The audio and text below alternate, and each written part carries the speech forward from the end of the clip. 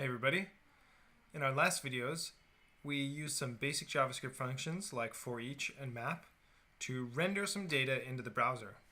Now, before we go on and make a more interactive application in the browser, I want to go over another function called filter.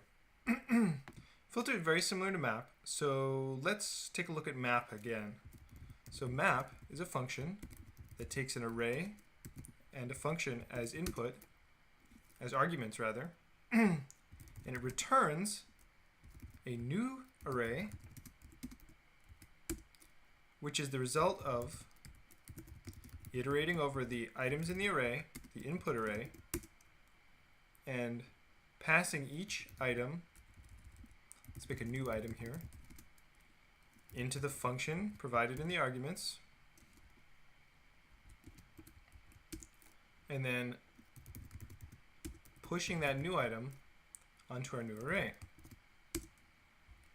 At the end, we return the new array. Cool. Now, the map function allows us to take an array of one kind of object and transform it into an array of another kind of object. In our last video, we were able to take an array of simple data objects and transform them into an array of view instances. Now, filter is similar. Filter takes an array and a function, but this time it's not just any old function. This time it's a, let's call it for now, the filter func. It's a filtering function. Just like map, we're going to have a new array at the end. But what we want to do is we want to select which items from the input array we want in the new array. We're going to take some items and we're going to leave some of the other ones. And our filter function will tell us which ones to take by returning a Boolean, either true or false. So when we put each item into our filter function, we get a Boolean back. So what should we call that Boolean? Maybe something like should include. I think that's pretty clear. And then we can make a nice if statement that says if should include new array dot push item. And then we return the new array. Now, you can see here we're not changing the items that are in the original array. We're just making a choice. Do we want this particular item or not? So let's use this as an example. We can create a numbers array like we did before, and we can have a variety of numbers here,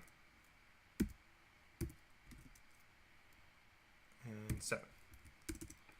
And we're going to put that array into our filter function.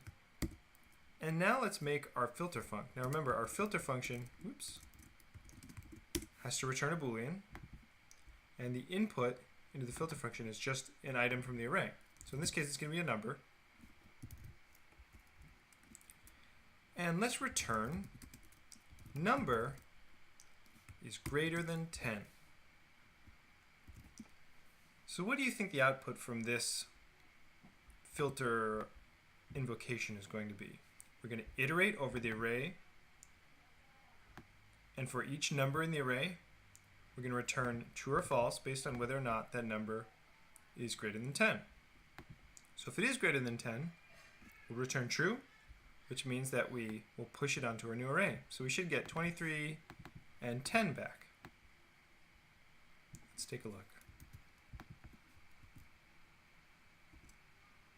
Perfect.